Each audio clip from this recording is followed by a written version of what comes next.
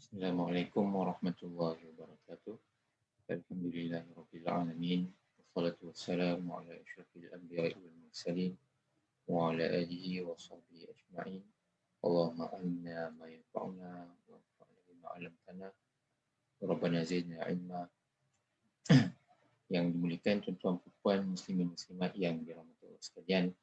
Alhamdulillah kita dapat bertemu lagi pada tengah hari ini dan kita sambung beberapa poin lagi di dalam surah Ar-Rahman ayat ke-56 dan seterusnya.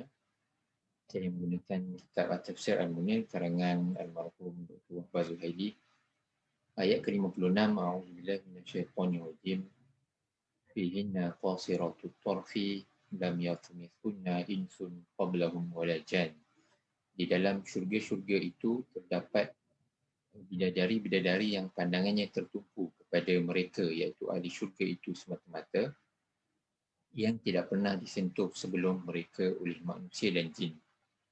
Dalam sesi yang lepas, saya telah berkongsi tentang bagaimana kita boleh mengambil pengajaran daripada ayat ini, bagaimana kita menjaga hubungan kita suami isteri dengan cara kita membatasi pergaulan kita dengan orang lain, rakan-rakan pejabat, rakan-rakan di luar dan sebagainya, untuk menjaga ataupun mengharmonikan hubungan sesama suami isteri dengan fokus kepada emosi, perkataan yang baik, kasih sayang, belas ihsan dan sebagainya, lebih kepada pasangan sendiri berbanding dengan kawan-kawan, rakan-rakan sekerja dan sebagainya. Dan satu lagi pengajaran atau perempuan yang kita boleh ambil daripada ayat ini adalah apabila Allah SWT menyebut bahawa bidadari-bidadari di syurga ini tidak pernah disentuh oleh mana-mana manusia dan jin. Timbul juga persoalan kepada kita, dan saya juga ditanyakan soalan berkenaan perkara ini. Adakah di syurga nanti boleh seorang manusia yang ahli syurga itu boleh demand atau request bidadari dari kalangan jin? Jadi ini adalah soalan yang berkenaan tentang perkara ghaib, dan sudah tentulah bila perkara ghaib kita perlu berpandukan kepada dalil, dan secara umumnya tuan-tuan perempuan, kita tidak perlulah pergi begitu jauh kepada isu-isu seperti itu. Sudah tentulah suasana di syurga itu adalah di luar daripada pemikiran kita, jangkauan kita. Maka sudah tentulah perkara yang baik, perkara yang baik-baiklah yang akan kita nikmati di syurga nanti. Yang penting adalah usaha kita yang kita buat di dunia ini.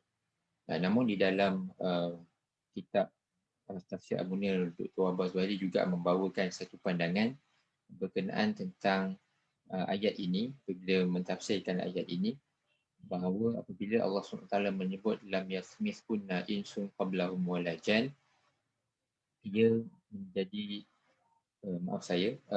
Dr. Wahbah Zuhaili membawakan satu pandangan dalam respon kepada ayat ini, iaitulah lil mu'minina minal jinni azwajun minal huril ain. Bagi orang-orang mukmin dari kalangan jin juga mereka mendapat bidadari-bidadari seperti mana yang dijanjikan oleh Allah Subhanahu Wa Taala. Fal insiyatu lil ins, maka bidadari manusia adalah untuk manusia, dan wal jinniyat lil jin, dan bidadari jin adalah kepada ahli syurga dari golongan jin. Dan kalau kita boleh backtrack sikit tentang perempuan, bahawa kita Sunnah wal Jamaah, kita beriman bahawa jin juga adalah mukallaf, ada yang muslim, ada yang bukan, dan mereka juga bertanggungjawab atas perbuatan mereka, dan mereka boleh masuk syurga ataupun masuk neraka ke atas perbuatan mereka di dunia ini. Jadi sekadar tuan-tuan perempuan, ini adalah perkara ghaibiyat, perkara ghaib yang kita tak tahu. Jadi ini adalah pandangan-pandangan ulama yang boleh jadi perbincangan yang juga banyak. Maka satu pandangan ini pun boleh cukup sebagai satu penjelasan kepada kita. Dan yang saya nak bawa pada hari ini tuan-tuan perempuan adalah bagaimana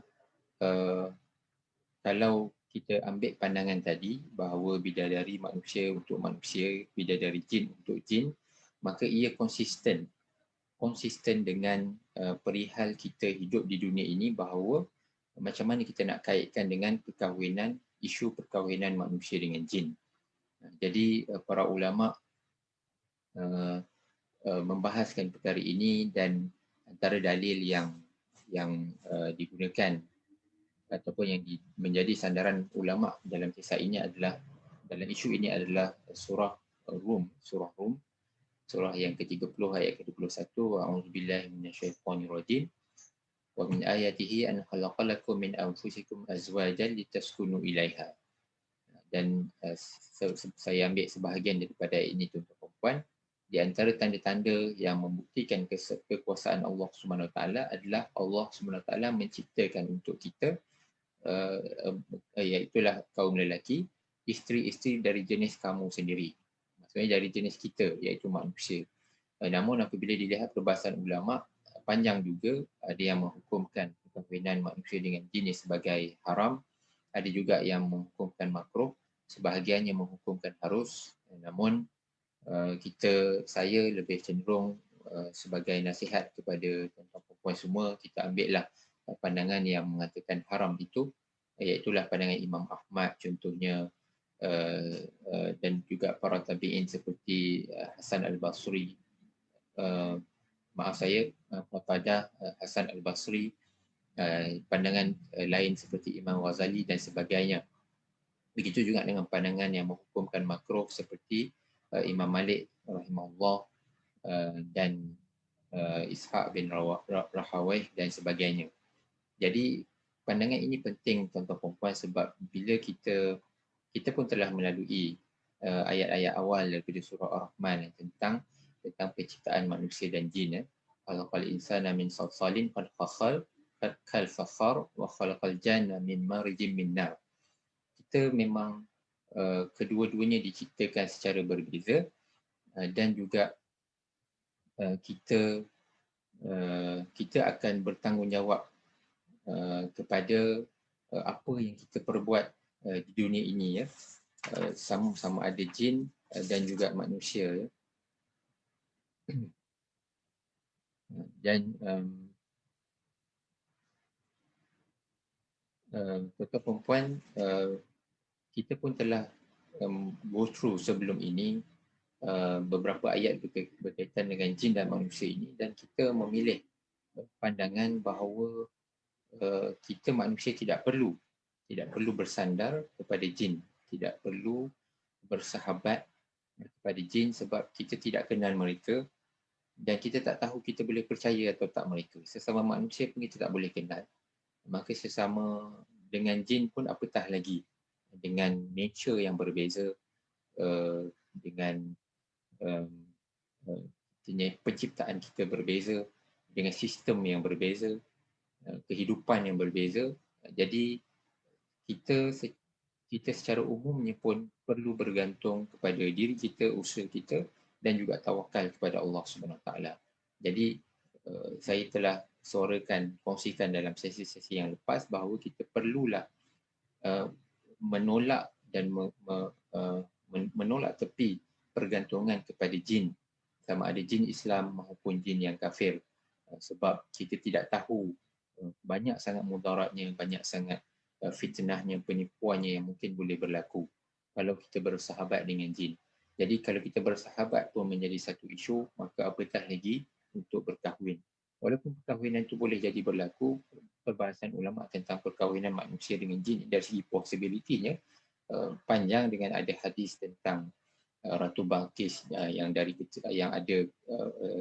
keturunannya ataupun ibunda ataupun neneknya, seingat saya ibunya dari keturunan jin. Ada hadis yang sebegitu, namun perbahasannya panjang.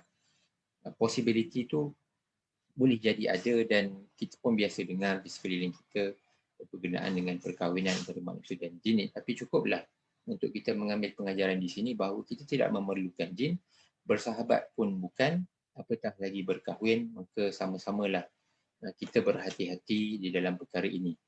Dan apatah lagi pandangan para ulama yang mengharamkan ataupun at least memakruhkan perkahwinan manusia dengan jin. Walaupun ada ulama yang mengharuskan, namun kalau kita ambil pandangan yang mengharuskan, ni akan berlaku banyak fitnah lain, mudarat lain dari segi keturunan dan sebagainya. Sedangkan maslahah ataupun kalau kita rujuk kepada maqasid syariah dalam memelihara hifzun nasl, dalam memelihara keturunan, nasab keturunan, bahawa setiap anak itu ada ibu bapa yang bertanggungjawab terhadap makannya, pakainya, pendidikannya, nafkahnya dan sebagainya. Maka kalaulah kita ambil pandangan yang mengharuskan perkahwinan manusia dengan jin, maka berteraburlah ataupun cacah merbalah sistem kehidupan kita, sistem syariah kita, sistem keturunan kita dan sebagainya. Maka itu adalah satu perkara yang perlu dielakkan tuan-tuan perempuan. Jadi cukup untuk kita mengambil mindset bahawa kita tidak perlu bersahabat dengan jin, dan apatah lagi untuk berkahwin dengan jin, lagilah kita tidak perlu. Walaupun perbahasan tentang possibility-nya panjang dan bagaimana possibility untuk berkahwin dan mendapat anak dan sebagainya, perbahasannya panjang. Tuan-tuan perempuan boleh rujuk kepada artikel-artikel akademik yang ditulis dalam bidang perubatan Islam berkenaan tentang fenomena perkahwinan manusia dan jin ni, dan kelahiran zuriat dan sebagainya yang berkaitan dengannya.